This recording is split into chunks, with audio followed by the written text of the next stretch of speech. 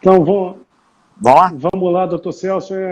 A pergunta da anterior é: FPSO é considerada embarcação para caso do seguro P&I? Não só a FPSO, mas como aquelas plataformas também diferentes da FPSO, aquelas perfuratriz, o que acontece? Hoje, né, o mercado de seguro de P&I, ele também evolui, né? E as seguradoras de P&I vão adaptando ao novo mercado, porque elas têm interesse em ter o maior número possível de membros, porque, como eu disse no início do nossa fala aqui, que os clubes ficam mais fortes, né, financeiramente, com o maior número de membros, né? De membros. Então, o que aconteceu? Os clubes de P&I, notadamente o Skuld norueguês, o Gard norueguês, o Standard e o UK, eles passaram a oferecer uma adaptação da cobertura de P&I, seja de responsabilidade civil para com terceiros, para operadores de plataformas e FPSOs. Por quê? Elas têm um risco grande, né, de poluição, né, se houver qualquer acidente, porque ela está armazenando gás, óleo, né, e também, principalmente, no que tange a segurança das vidas que estão a bordo, né. Vale lembrar aqui que em 2016, Marco, você ainda era o capitão dos portos aqui, nós tivemos o lamentável acidente da FPSO Cidade de São Mateus, onde morreram 9 pessoas.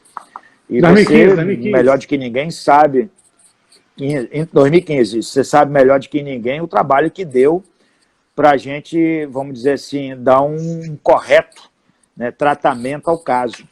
Então, essas coberturas foram estendidas aos operadores de plataformas, né? E hoje, por exemplo, se você pegar uma Petrobras, ela tem as plataformas próprias e tem as plataformas afretadas, né?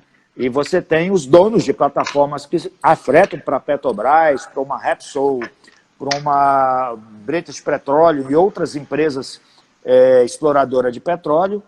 E então essa cobertura de P&I se tornou extremamente atrativa porque ela é muito mais barata em comparação com uma de prêmio fixo que esses caras têm. Então, dessa forma, as seguradoras de P&I mútua vislumbraram, tiveram a visão desse novo nicho de mercado, fizeram adaptações nos seus modos operantes e passaram a oferecer a cobertura que eles têm para esses novos players. Então, nós temos aí que cuidar de plataforma também. Aqui na costa do Espírito Santo tem um monte delas. Santos, Rio de Janeiro, enfim. E o correspondente de P&I, quando acontece uma situação como essa, eu citei o exemplo aqui do pessoal de Covid da FPSO Capixaba, a gente teve que atuar também, porque a plataforma tinha o seguro de P&I. Então, nós atendemos e, graças a Deus, demos um bom atendimento, inclusive, né? Ajudamos a solucionar um problema que, em princípio, parecia ser muito complicado. Então, tem a sim. doutora Tânia de Salvador está perguntando se o senhor poderia comentar alguma coisa sobre o seguro da P36. A P36 foi a que afundou, não foi? Estou checando aqui já. A P36 foi uma plataforma que afundou por uma explosão, né? Não foi isso? Veja bem, ali nós tivemos 2 tipos de seguros envolvidos, até onde eu sei. Primeiro foi o seguro... Mesmo. Então, foi 2001.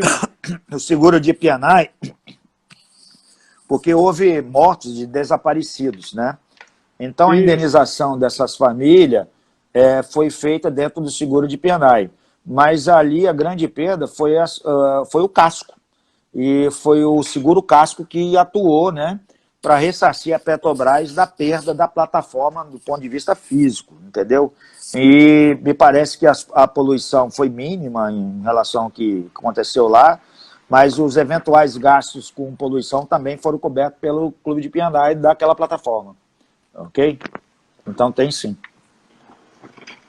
Sim, senhor. O senhor tem algum caso em que teve que utilizar do bom senso para resolver, ou seja, não seguiu a letra da lei mas seguiu o acerto entre as partes, em virtude de que, se seguisse a letra da lei, ia gerar prejuízo para todas as partes, ia demorar, o navio ia ficar preso, o reparo não seria realizado no porto. Nós tivemos, no caso da FPSO Cidade de São Mateus, né, as autoridades envolvidas na segurança, principalmente no meio ambiente, aconteceu um fato ali que a gente teve que usar o bom senso. Ou seja, essa plataforma, ela não era uma plataforma de armazenar o petróleo que eles extraíam, né, do poço, e sim era uma plataforma de gás natural. E o gás, para poder, vamos dizer assim, ser armazenado, ele era liquefeito. No caso ali da plataforma, na realidade, ele nem era liquefeito, ele era condensado. E como a plataforma ficou inoperante do ponto de vista de máquinas, porque a explosão foi na casa de máquina e ela foi inundada pela água do mar, paralisando então a operação de geração de energia das máquinas, né?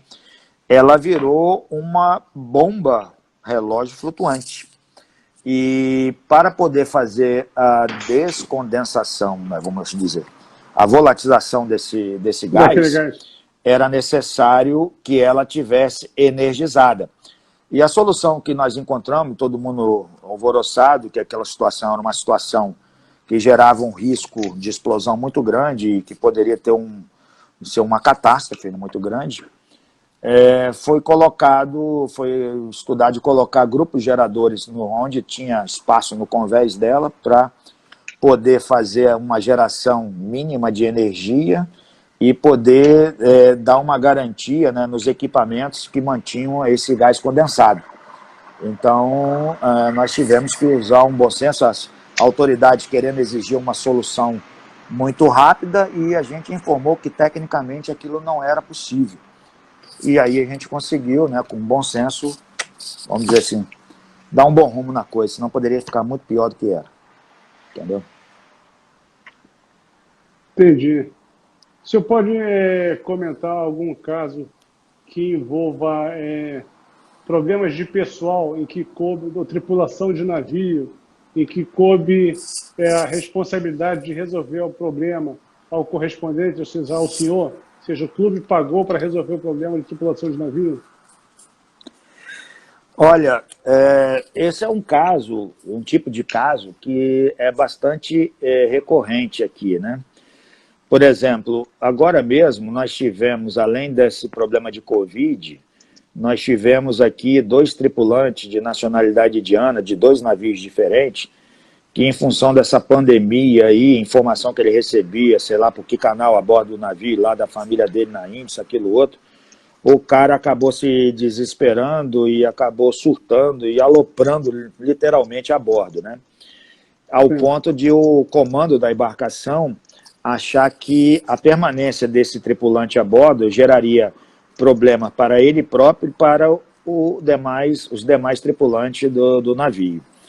Então, eles tiveram que ser desembarcados numa condição psicológica e psiquiátrica bastante ruim, e nós tivemos que contratar médicos psiquiatras, né, para poder estabilizar essas pessoas, e o protocolo recomenda que a repatriação dos mesmos seja feita com escolta médica, de forma a fazer cumprir que ele tome as medicações nos horários previstos, para poder não criar nenhum problema, principalmente aos demais passageiros, num eventual voo de repatriação, né? E no caso, por exemplo, da Índia, daqui até a Índia é um bom chão, né, para chegar lá. Enfim. Mas com relação a isso... Pois eles fariam escala, acho que em Dubai, mas devido à falta de opções de voo, né, e também ao fato de que na Índia, se um brasileiro fosse lá, ele teria que necessariamente passar por uma quarentena em função dos protocolos de saúde pública daquele país, ninguém se habilitou a querer levar esses caras lá. E nós passamos a ter um problema, porque corria esse risco deles surtar em voo e de repente não chegar lá e passarmos, então, a ter um problema adicional, né? Porque, de uma forma ou de outra, a gente tem que fazer com que esse cara chegue com segurança no seu país de destino. E a gente não tendo essa condição de monitorar toda a repatriação, isso gerou um problema para nós aqui, para como resolver essa situação. E nós falamos que não consigo arrumar pessoas habilitadas, um enfermeiro e um médico que vá lá, porque os caras estão correndo atrás aqui de dar conta na pandemia aqui no Brasil. Então nós partimos para uma solução de mandar alguém de lá para cá, para, vamos dizer assim, buscar os caras. Essa situação também não se mostrou viável, e nisso o tempo está passando, os caras estão internados aqui, os custos estão subindo, a família cobrando a chegada deles lá no país de destino, até que nós tomamos, e não tendo voo, até que nós conseguimos um voo e mandamos eles sozinhos, e pedimos ao correspondente lá em Mumbai, no caso, na Índia, que estivesse lá na chegada deles para certificar que eles de fato haviam chegado e chegaram bem, de preferência. Mas foi uma situação inusitada dentro desse contexto que nós estamos vivendo agora, né? E a gente é responsável para fazer com que essas repatriações sejam feitas da maneira mais correta possível. Porque, por exemplo, temos casos de repatriação de pessoas que tiveram, por exemplo, que sofreu uma cirurgia cardíaca de peito aberto aqui, por exemplo, em Vitória. E o protocolo manda, né, em função dos requerimentos pós-cirúrgicos, que eles tenham um monitoramento e tenham uma condição de voo, né, favorável. Pô, o cara era filipino, o cara lá do outro lado do mundo. E é chão pra caramba dentro de avião, né? E se o cara lá aqui dentro do avião, você já viu que situação que vai ser. Então, tem que montar uma escolta médica para poder acompanhar, ministrar os remédios, monitorar o cara durante todo o período de voo. E lá na chegada lá no país de destino, já tem também uma equipe médica que a gente organiza com devida antecedência para receber o paciente e receber os médicos que estão acompanhando, e todo aquele dossiê de exames que foram realizados nesse tripulante é passado, então, para esse médico que vai dar continuidade no tratamento pós-cirúrgico lá no país de destino dele, para evitar duas coisas: que ele venha fazer desnecessariamente os mesmos tipos de exame para querer ganhar dinheiro lá, e que não vai trazer benefício nenhum para o paciente, né? E só vai haver perda de tempo. Então ele recebe aquilo e ele tem que cumprir o protocolo dali para frente, né?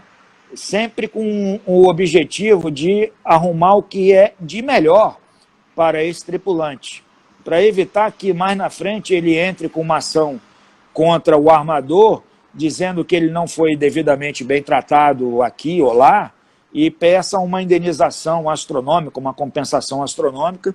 E se a gente não tiver isso tudo documentado, a gente fica numa situação juridicamente desconfortável, e às vezes a gente não consegue rechaçar e vai acabar pagando uma grana alta de indenização a esses caras. Então a gente, com essa documentação, se o cara quiser eventualmente fazer alguma gracinha para tentar fazer algum dinheiro, a gente tem elementos jurídicos para eventualmente rechaçar esses pedidos absurdos, entendeu? Então temos esse cuidado todo, e por conta disso a gente acaba viajando muito aí mundo afora, a pedido da própria seguradora, para que a gente tenha a certeza de que todo esse esforço de segurança adicional seja devidamente levado a cabo para benefício não só do paciente, mas também da seguradora e dos armadores em eventuais reclamações que a gente, em princípio, chama de descabida, mas a gente teria que analisar uma a uma, ok? Certo, a gente tem mais duas perguntas aqui. O primeiro nome eu esqueci de anotar quem fez a pergunta, mas a pergunta se refere a considerar FPSO ou plataforma como embarcação não cria conflito com a natureza jurídica em termos de legislação brasileira? Existe uma série de referências bibliográficas hoje no Brasil que já delimitam claramente a questão da natureza jurídica das plataformas, né? Então, tem umas que, enquanto ela está sendo deslocada, por exemplo, do estaleiro onde ela foi construída até o local onde ela vai operar, ela é uma embarcação.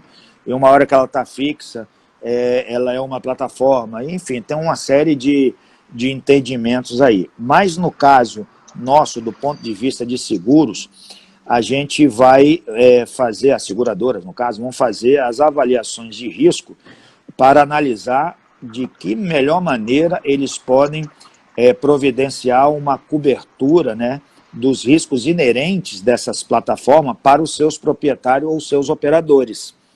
Então, são questões, assim, no meu ponto de vista, que elas têm uma clara delimitação do ponto de vista jurídico e do ponto de vista operacional. O que o dono da plataforma quer, ele não quer saber se a plataforma dele é navio ou não é navio, deixa de ser. Ele quer saber quais são os riscos que ele está correndo ali, né? E se alguma seguradora pode fazer a cobertura que ele necessita num caso de eventual sinistro. Então, são pontos de vista bastante, vamos dizer assim, pragmáticos aí que está envolvido. Ou seja, seria irrelevante, então, saber se é para a seguradora, não é, porque a seguradora cobre, e até porque a legislação que a seguradora vai obedecer não é a brasileira, vai ser da inglesa, digamos assim. Tem isso também, né? Pois é. Também. O Joca Souza mandou um grande abraço para o senhor. Joquinha, gente Meu boa. amigo Joca Souza. Tem uma pergunta aqui da doutora Tânia Salvador. Uhum. Ela disse que uma atividade nova aqui no Brasil agora é o descomissionamento de plataformas. E ela perguntou se existe um seguro para isso, ou se tem algum país como referência no seguro em descomissionamento de plataforma. Como é o nome dela, por gentileza? Tânia Salvador? Tânia Salvador. Doutora Tânia, olha só, deixa eu colocar uma situação que há uns poucos anos atrás eu tive o privilégio de receber um convite da Universidade Escocesa de Dundee, né, onde eles estavam fazendo um levantamento e um estudo para fazer a proposição de uma legislação que seria encaminhada pelas vias de Nações Unidas, né? Porque naquela época que eu tive lá, hoje foram 5, 6 anos atrás, já tinha plataformas dessas que são fixas, né?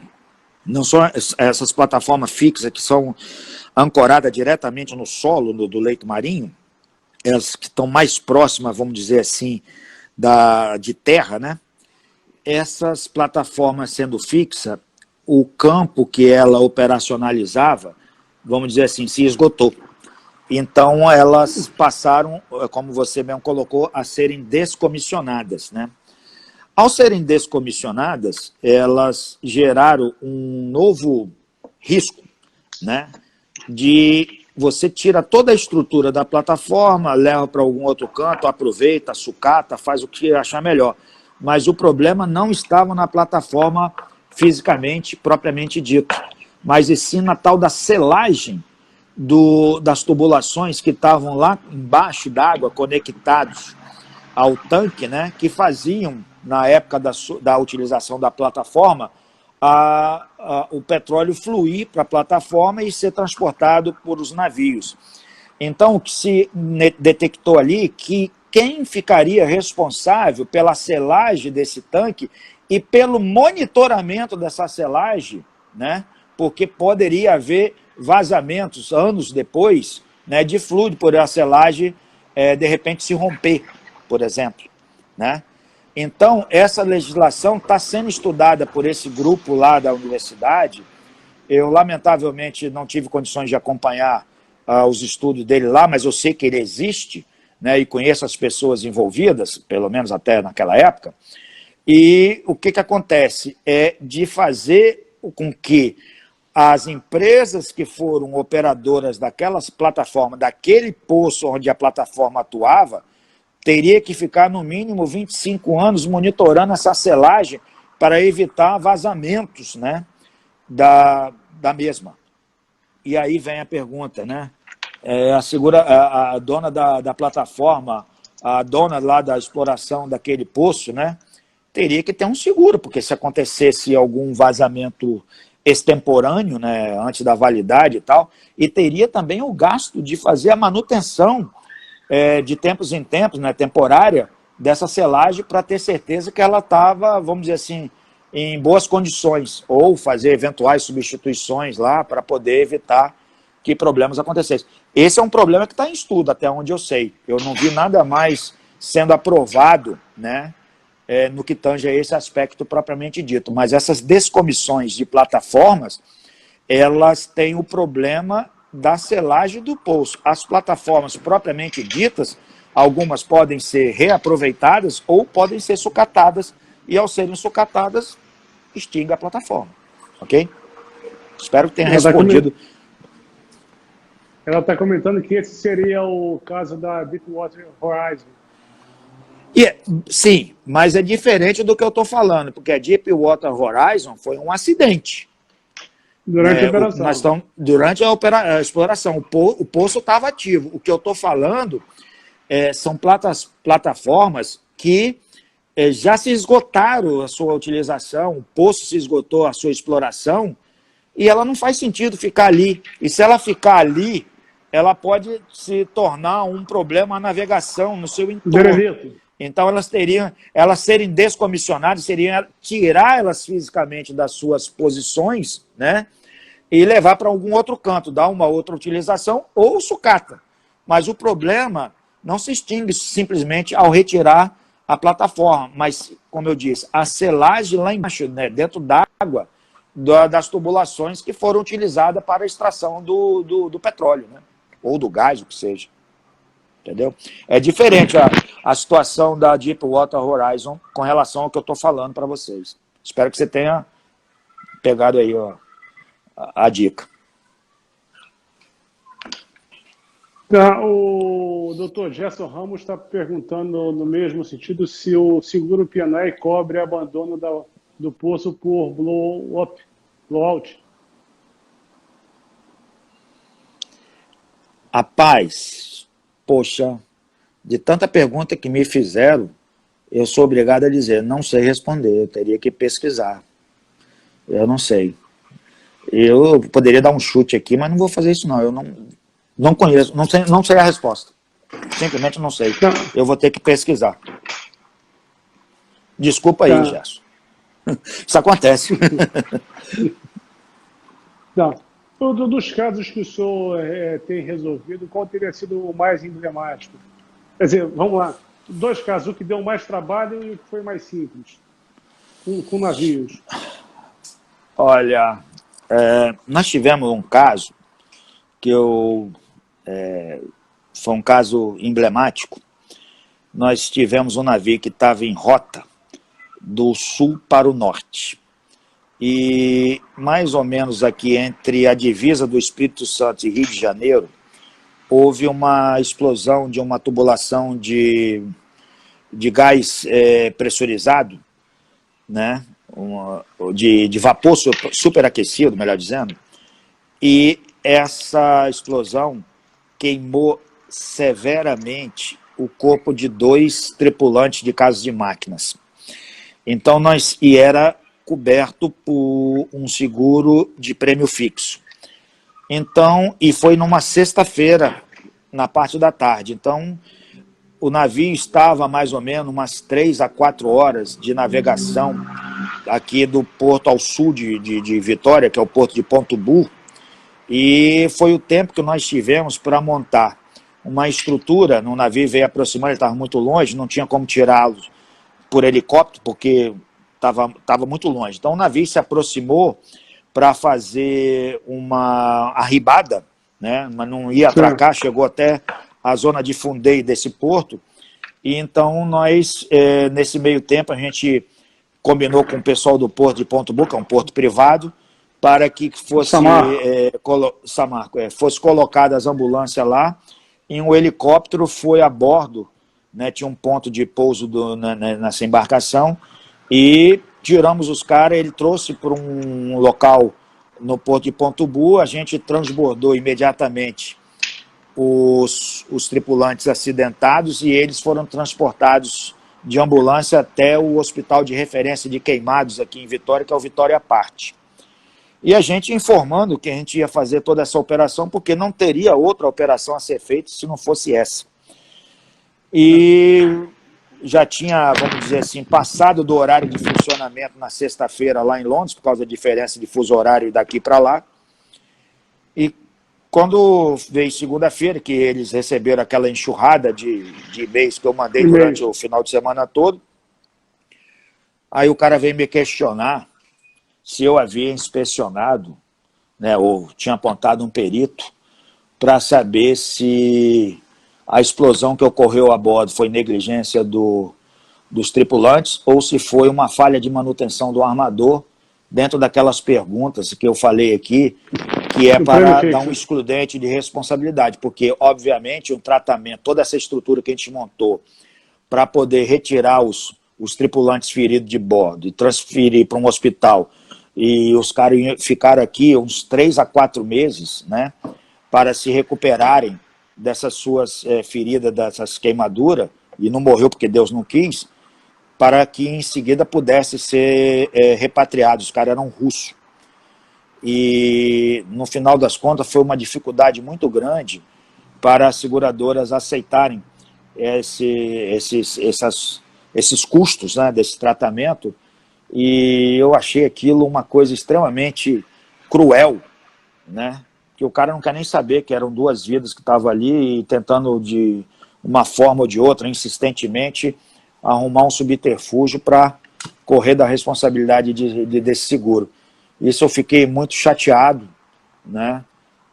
Acabei me indispondo com o handler dessa situação lá em Londres, e assim que o caso foi resolvido e depois a postergação desses pagamentos foram muito longas, e as pessoas, o hospital, todo mundo me cobrando aqui, os médicos, aquilo outro, e eu tive que pegar um avião em Londres e conversar com o cara frente a frente e dizer: meu amigo, onde você quer chegar?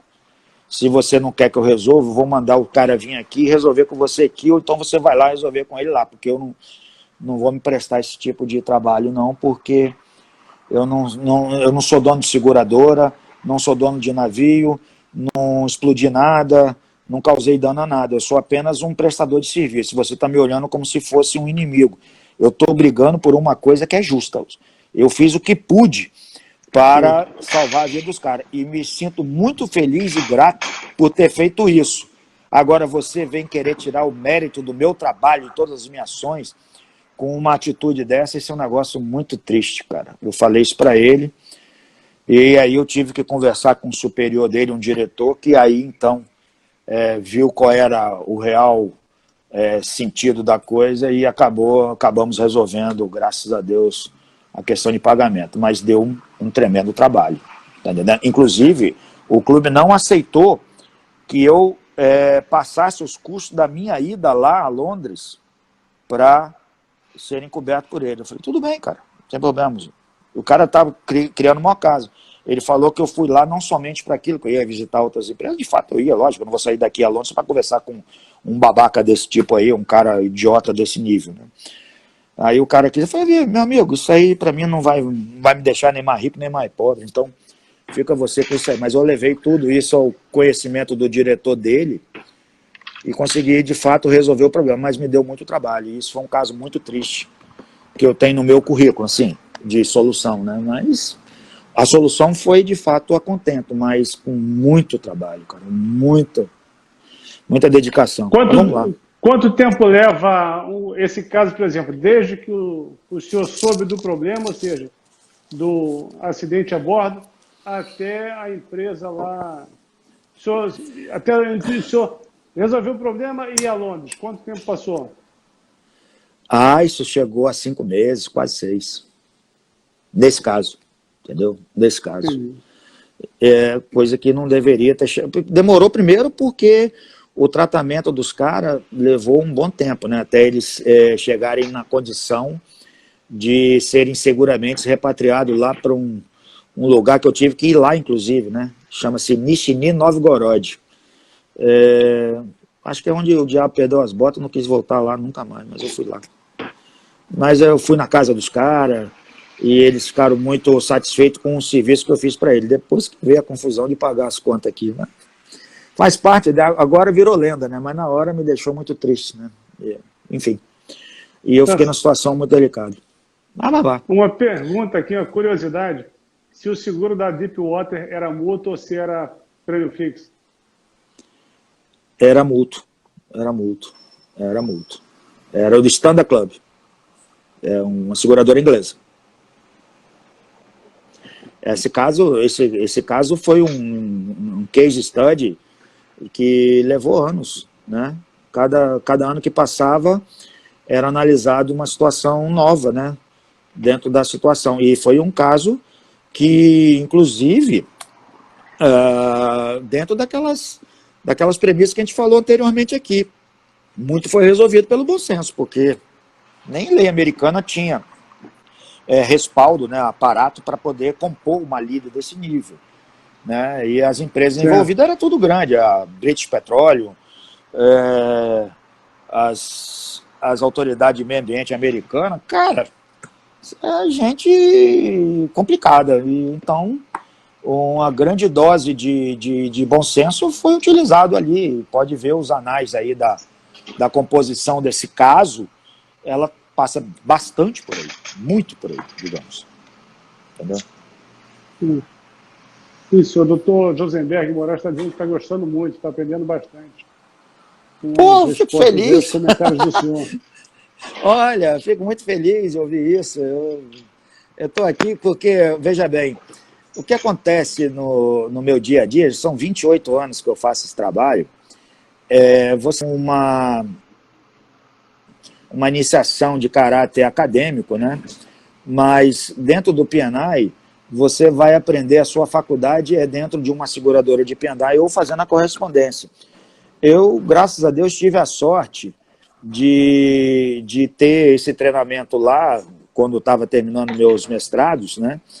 E, em seguida, fui nomeado para ser o correspondente aqui e com a massiva utilização e aplicação desses conhecimentos, né, só vem se solidificando na minha cabeça, e eu tenho também acompanhado bastante mudanças, né, nesse cenário de P&I.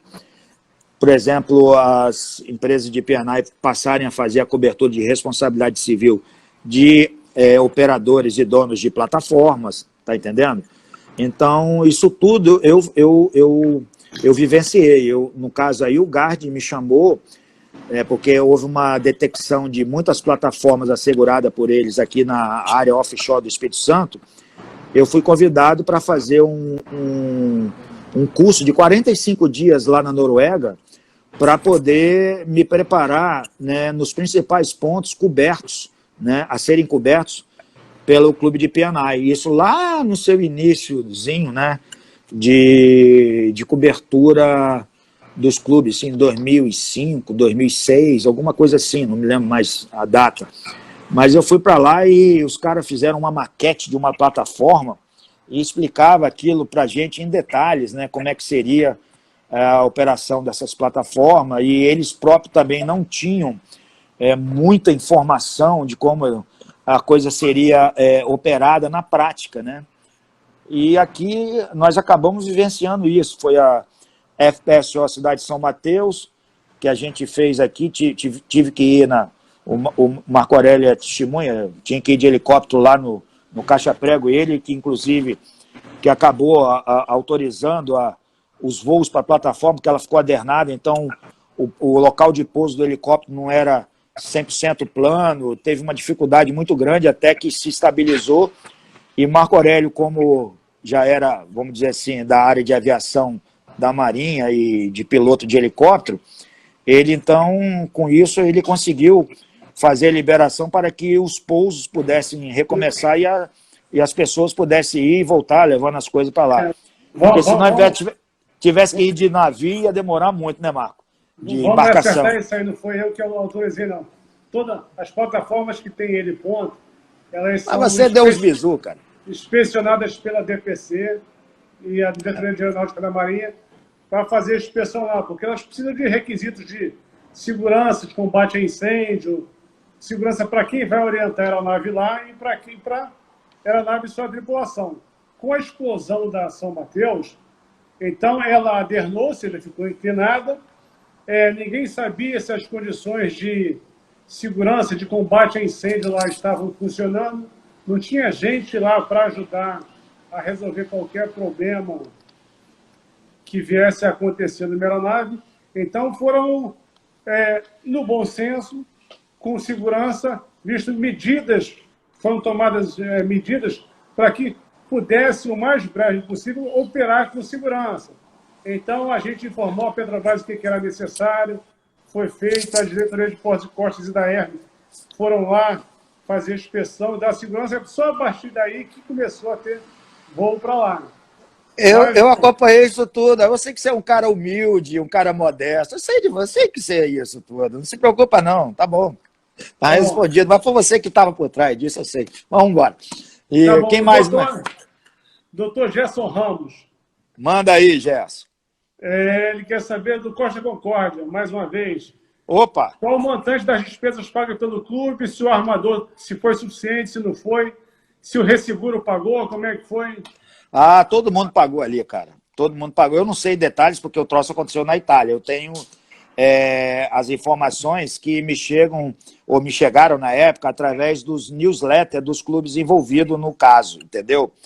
Então, eu sei dos relatórios, dos resumos do caso como um todo, porque vale a pena ressaltar aqui que as seguradoras, elas têm hoje um grupo dentro delas chamado de Loss Prevention, né?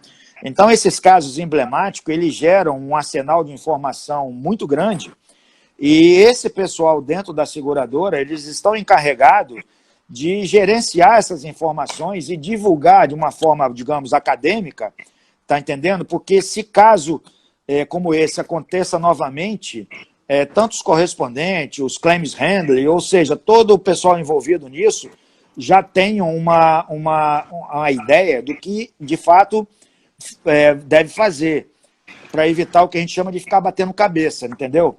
Então, esses boletim de loss prevention que todas as seguradoras de P&I que eu trabalho têm, eles são extremamente úteis, né, no sentido de divulgar, né, esses achados, essas coisas, para que, se acontecer algo semelhante, a gente já tem uma ideia do que começar a fazer logo de imediato, entendeu? A coisa anda por aí, ô Gerson, entendeu?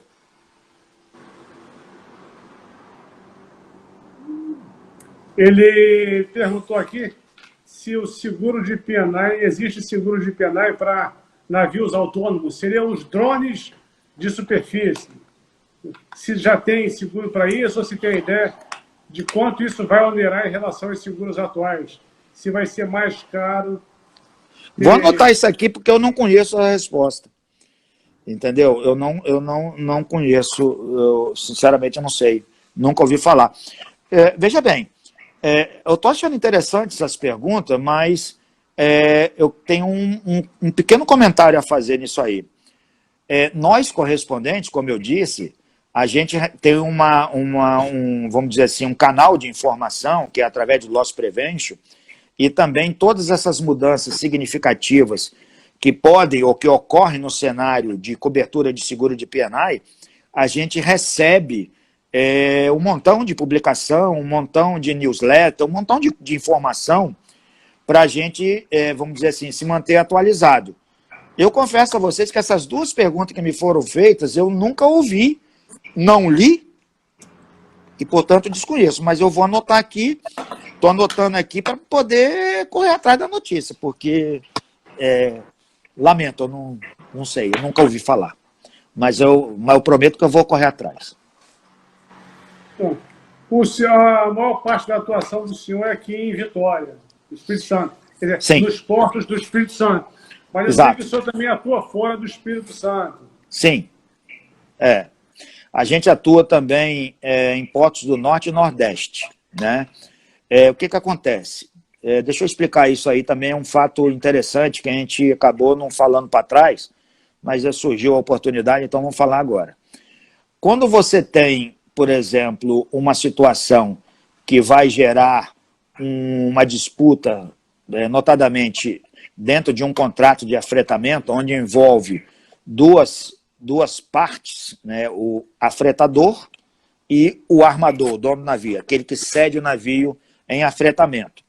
E quando há uma disputa entre eles, né, existe a necessidade de se caçar informação de cada lado para poder municiar os advogados que eventualmente vão trabalhar, vamos dizer assim, numa arbitragem ou em qualquer outra disputa jurídica que advém desse contrato. Então, se o cara lá, por exemplo, você tem um correspondente, digamos, lá em São Luís do Maranhão, local, ele foi enganjado, digamos, pelo armador, que é do clube A. Aí tem o afretador, que é do clube B. Ele não vai querer que o cara do clube A faça o trabalho para ele, por questão de conflito de interesse. Aí, então, a seguradora desse afretador, ou seja, o clube B, me pede para ir para lá, né, para caçar todas as evidências e tal, para defender os interesses desse clube de Piandai e desse membro afretador. Entendeu? Então, vira e volta, a gente está correndo trecho aí mundo afora. Não só aqui, como na África, às vezes eu tenho que ir para lá, coisa que começa lá vai terminar aqui, ou coisa que começa aqui vai terminar lá. Houve uma época na minha vida aí, nos anos 2000 a 2010, que eu viajava para a África direto, por questão de fazer esse tipo de levantamento de informação. Eu costumava dizer que saía mais barato para o clube mandar um advogado baratinho aqui do Brasil do que mandar um advogado da Roman Felwick, Whelan, do Norton Rose, cobrando uma fortuna por hora para ir lá fazer isso. Então eu ia muito nesses fim de mundo lá, Nigéria, Senegal, Gana, Serra Leoa, e vai por aí afora. Fui muito nesses cantos aí, numa determinada fase da minha vida profissional aqui, entendeu? Tá. A doutora Larissa Cunningham está perguntando se existe algum seguro PNAE, algum seguro diferenciado para as agências marítimas. Ah, boa pergunta, excelente pergunta. Foi criado pelo grupo Thomas Miller. O grupo Thomas Miller são conhecidos como os managers do clube United Kingdom, UK Club, ok? Esse clube, vamos dizer assim, esse conglomerado de P&I foi bastante inovador numa determinada época aí, digamos aí dos anos 2008 para frente, quando houve lá o problema financeiro nos Estados Unidos, a bolha, e os clubes passaram a não ter rendimento dos fundos arrecadados, né? Porque eles, obviamente, o dinheiro não fica parado, dinheiro eles aplicam, e tem pessoas de área de economia que fazem o gerenciamento dos recursos, né, que são volumosos, dessas seguradoras. Então, nessa época, até onde eu sei, o grupo Thomas Miller criou vários outros clubes de P&I, né, para vários diferentes nichos, ou seja, saiu apenas da navegação, né, de navio, armadores, e criou um para operadores portuários e criou um para agências de navegação. Então tá aí a resposta. Chama-se iTicket, o nome comercial deles. E o de operadores portuários, né, porque houve uma mudança nessa época aí, no final dos anos 90, né, principalmente aqui na América Latina, na área de portos, né, e com o surgimento de várias empresas multinacionais de portos, que compra portos e vai operando porto mundo afora aí. Então, eles criaram o TT Club, Through Transport Club, que é um clube de P&I para operadores portuários. Entendeu? Doutor Celso, sim, a gente está quase fechando 2 horas, o senhor está passando bastante conhecimento para a gente, o senhor está respondendo as perguntas aqui. Eu sei que a vida do senhor é atribulada, porque tem sempre esses casos, mas para o pessoal também perceber que a vida do senhor também não é só problema, deve haver algum caso pitoresco. Ah, teve. O da viagem de avião, o senhor já contou na live passada. É, Você aquela contou um ali. outro caso pitoresco do trabalho do correspondente espionagem, por favor, para a gente? Caramba, deixa eu... Ah, sim. Cara, nós tivemos um caso aqui em Vitória de... Esse caso foi terrível. O nome do navio era um navio chamado Sanrat Ashot. Pertencia à Ship Corporation of India, ou seja, uma estatal de navegação da Índia. Esse navio teve uma colisão com um navio petroleiro menor lá em Singapura e o chefe de máquinas morreu esmagado na cabine dele, que era um navio menor com outro grandão, esse Sanrat Ashot era um VLCC que pegava minério aqui, um navio de 220 mil toneladas. E o que aconteceu? O pé desse cara foi decepado e acabou vindo parar no bico de proa do navio Sanrat Ashot. Depois que resolveram as coisas lá, o navio veio para Tubarão para pegar minério. E no meio do caminho, um marinheiro achou o pé do cara lá. Aí o comandante, que é de religião hindu, o cara assim, joga esse pé dentro d'água aí, mas não pode, é um ser humano, tal. E aí informou para o clube de P&I dele, né? Que era o Steamship, por acaso, o que eu tinha trabalhado lá, eu trabalhei com eles, e é um clube do meu coração.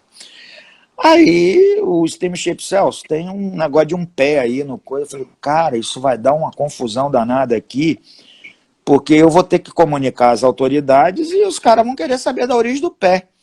E é uma origem sem pé, sem cabeça, né? Só tem o pé.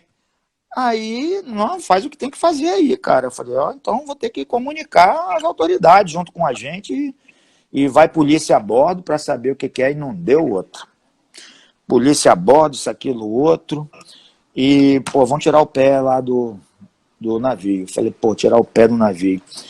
Aí o comandante tinha pego o pé do cara, colocou num refrigerador que ele tinha lá, num canto lá, e virou uma pedra de gelo desse tamanho assim, com um pé dentro. Eu falei, caraca, como é que não resolver esse negócio? E não tinha, não vou quebrar aquela coisa de gelo.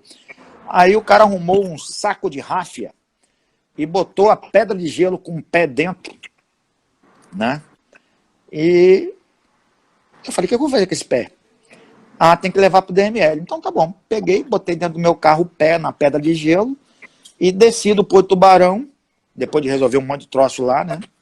E levei pro DML. Cheguei no DML, tem que dar entrada nesse pé aqui. O cara olhou pra minha cara assim, você matou quem? Aí começou a confusão.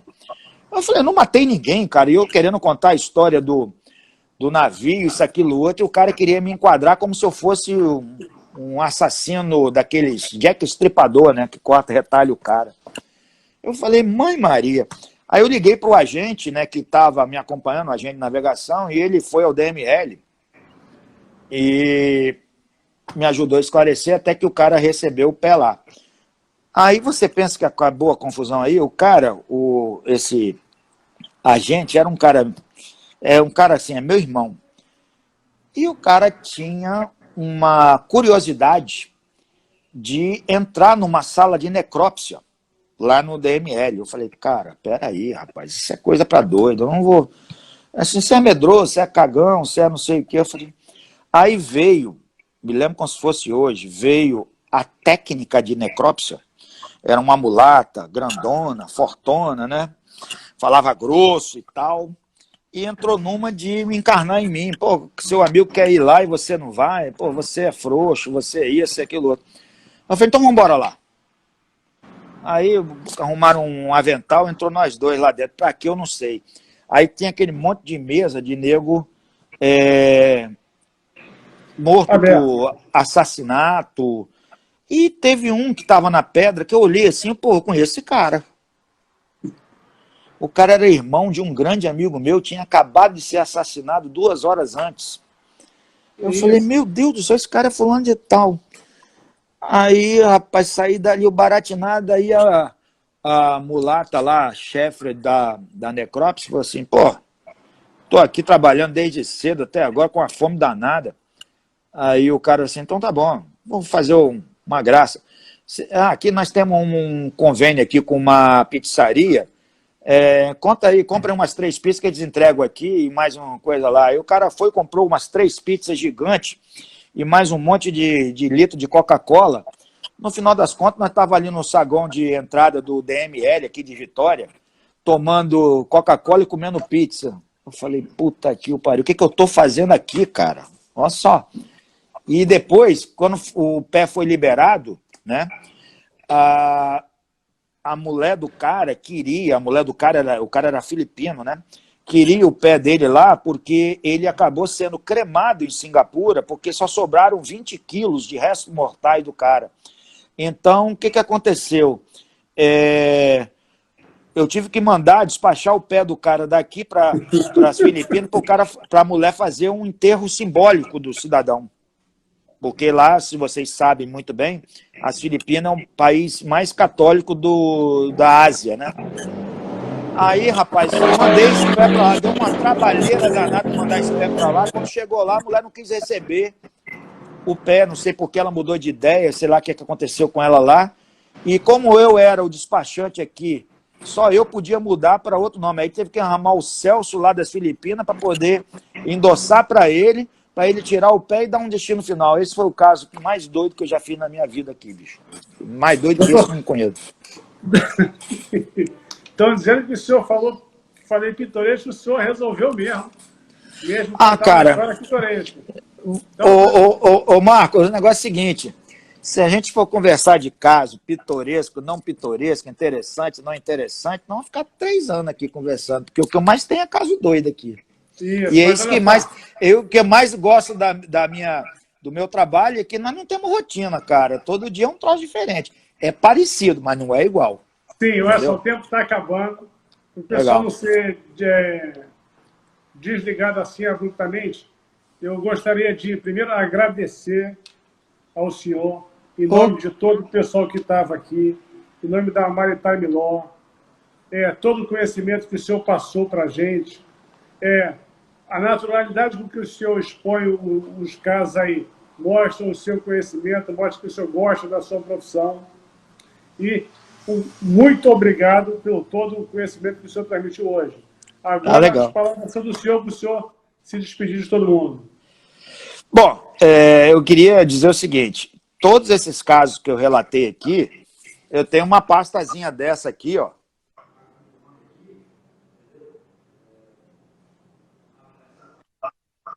E tudo que eu falei, não tem nada de mentira. Eu provo por A mais B tudo que eu falei aqui, tá ligado? Esse é o primeiro ponto.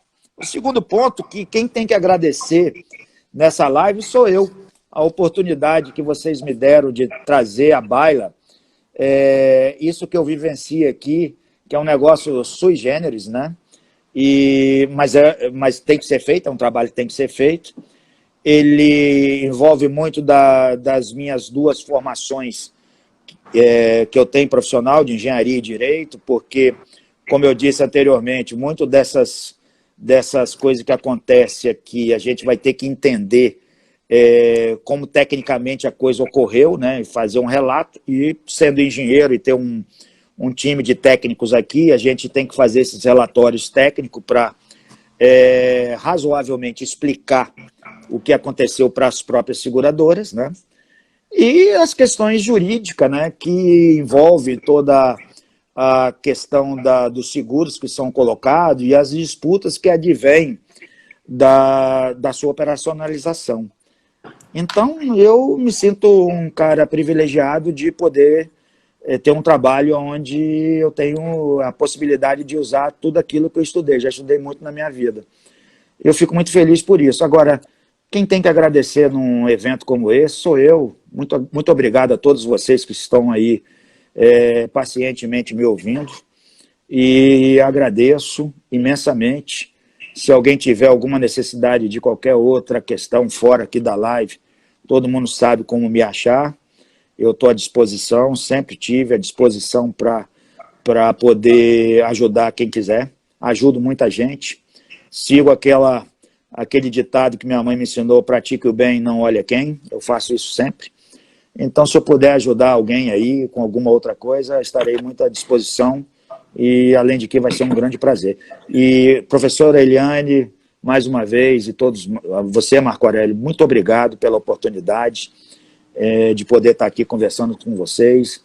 É uma coisa que eu gosto de fazer e espero que o pessoal tenha gostado. Estou pronto para qualquer outra chamada que vocês eventualmente quiserem. Muito obrigado Então, por tudo. uma excelente noite para o senhor. Obrigado. Uma excelente noite para todo mundo que está vendo a nossa live aí. E Legal. até a próxima. Esperar com ansioso a próxima live da nossa Maritime Law Academy. Show de bola. Obrigado a todo mundo, cara. Valeu.